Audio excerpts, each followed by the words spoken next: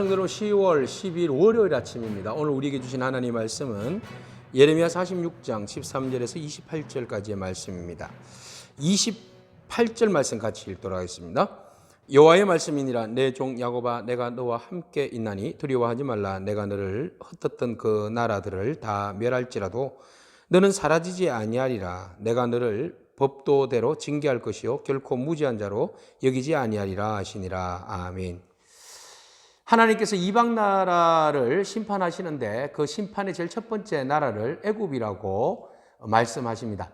예레미야를 통하여서 애굽이 왜 심판을 받는지에 대해서는 어제 말씀드렸습니다. 교만하였고 그들은 우상 숭배를 하였습니다.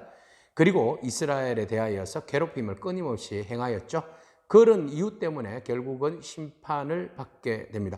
오늘 본문 말씀에서는 여전히 심판에 대한 이야기를 같이 하고 있습니다. 느부갓네살을 통하여서 애굽이 심판을 받게 됩니다.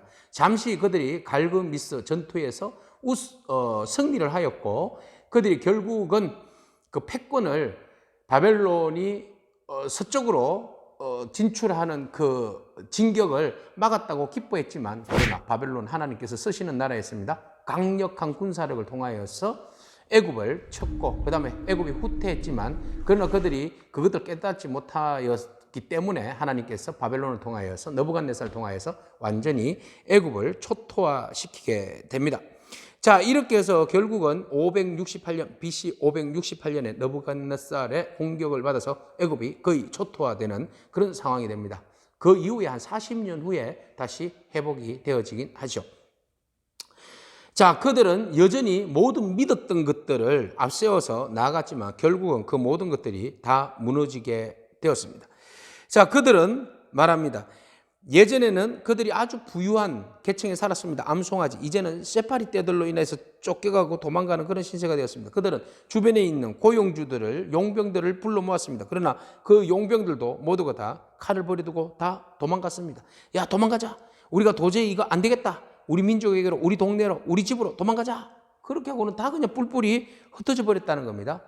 뱀이 소리를 내는지 어떤 소리를 내는지 모르겠습니다. 뱀이 소리 내는 것처럼, 소리치며 도망가는 것처럼 애굽이 그렇게 도망가게 되었습니다. 주변에 있는 그 바벨론의 군대가 얼마나 큰지 마치 황충대가 몰려드는 것처럼 몰려들어와서 애굽을 진격하고 공격하게 됩니다. 그 이후로 애굽은 엄청난 수치를 당하게 되었습니다. 결국은 보세요. 바로와 애굽왕, 애굽 신들과 왕들, 곧 바로와 및 그를 의지하는 자들을 벌할 것이라 하나님께서 이렇게 말씀하시잖아요. 그러니까 중요한 건 두 가지예요. 애굽이 또 이렇게 하나님의 징계를 받는 이유 중에 중요한 것은 두 가지입니다. 하나는 강력한 바로 중심의 나라, 강력한 군주, 절대 군주 중심의 나라입니다. 엄청난 왕이 중심이 되어서 왕이 신이죠. 결국은 신의 대리자였습니다. 신이 되어서 신의 자리에서 모든 것들을 패권하고 다스린 그 절대적인 오만과 교만. 이것 때문에 하나님이 치신 거예요. 그리고 애굽에 얼마나 많은 신들이 있습니까? 수없이 많은 신들이 이스라엘 백성들을 계속 유혹하고 그들을 거짓된 우상숭배의 종으로 노예로 삼았지 않습니까? 이스라엘 백성들이 도망가서 애굽에 유다에 있지 아니하고 바벨론으로 가지도 않고 애굽으로 가겠다고 그곳에 있는 하늘의 여신을 섬기겠다고 그렇게 주장하면서 애굽에 대한 그 절대적인 사모함 이 버리지 못했지 않습니까?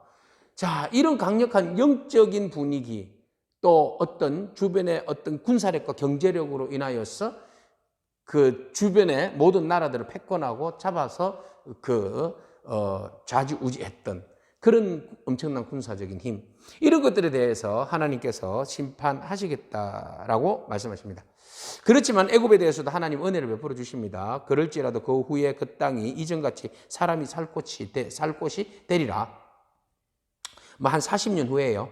40년 후에 애굽은 어느 정도 조금 안정기에 젖어들게 됩니다. 자, 이렇게 해서 하나님께서 애굽에 대한 심판에 대해서 말씀하시는데 절대적으로 교만하면 하나님께서 주변의 나라 누구를 도구로 썼습니까? 바벨론 느부갓네살을 도구로 써서 애굽을 완전히 그냥 그 교만에 고든 목을 꺾어 버리신다고 말씀하신 것이죠.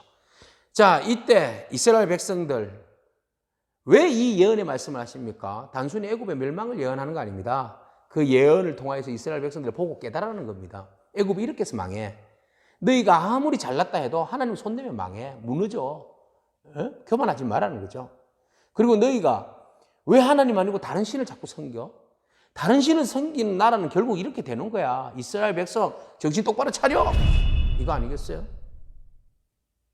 너희는 내 백성이야. 하나님만 바라보고 하나님만 믿어야지 살 수 있어. 이거 아니겠어요?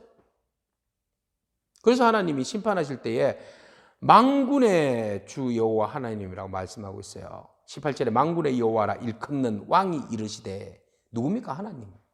너희들이 아무리 왕이라 해도 너희들이 만군의 왕이 아니야. 내가 만군의 왕이지. Almighty God. 내가 능력자야. 내가 전능자인데 누가 감히 이 세상의 나라를 다스린다고?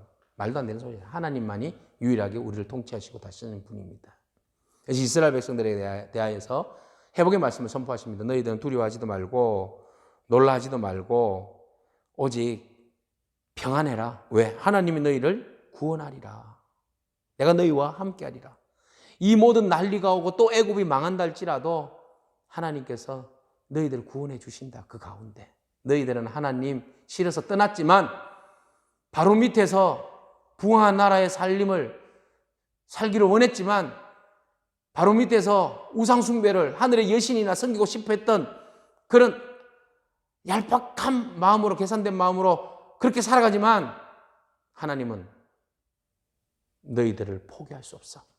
그래서 내가 너희들을 징계를 했지만 그러나 나는 너희들을 다시 회복시켜 줄 거야. 이것이 바로 좋으신 하나님의 은혜의 말씀이에요. 그래서 하나님께서 구원한다고 말씀하시네요. 내 종 야곱아 27절 두려워하지 말라. 이스라엘아 놀라지 말라. 보라 내가 너를 먼 곳에서 구원하며 내 자손을 포로된 땅에서 구원하리니 야곱이 돌아와서 평안하며 걱정 없이 살게 될 것이라. 그를 두렵게 할 자가 없으리라. 아멘. 너희와 함께 있나니 두려워하지 말아라. 너를 헛되었던 그 나라들을 다 멸할지라도 너는 사라지지 아니하리라. 아멘. 이것이 바로 우리에게 주신 하나님의 은혜입니다. 여러분, 그 하나님, 좋으신 하나님, 오늘 우리를 끝까지 붙들어 주실 줄로 믿습니다. 근데 말이죠. 단서가 있어요. 어떤 단서요? 내가 너를 법대로 징계할 것이요 결코 무지한 자로 여기지 아니하리라 하시니라. 그렇지만 법대로 징계할 것이다. 너희들이 하나님의 법도를 버리고 우상 숭배한 그 죄는 내가 묻겠다는 거예요. 그냥 무조건 하고 그래 좋아 네 죄 그냥 안 본 걸로 해줄게, 묻어줄게, 용서해줄게, 이거 아니라는 거죠. 죄에 대한 징계는 분명히 묻고 법대로 징계한 후에 하나님께서 은혜를 베풀어 주신다고 말씀하십니다.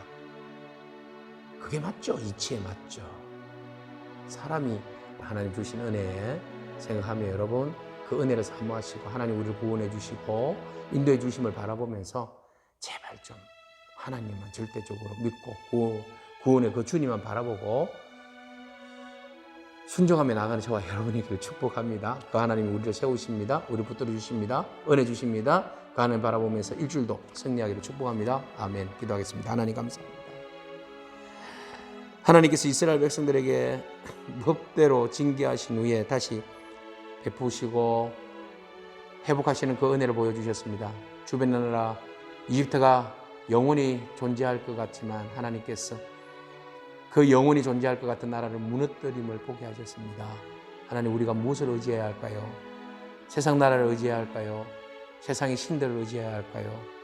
하나님, 우리로 하여금 그것을 보고 깨닫게 하셔서 오직 주만 바라보게 하시고 주만 의지하게 하신 그 하나님 믿고 신뢰함으로 나가는 거룩한 하나님의 백성 되게 하옵소서. 예수님 이름으로 기도합니다. 아멘. 오늘도 승리하기를 축복합니다. 아멘.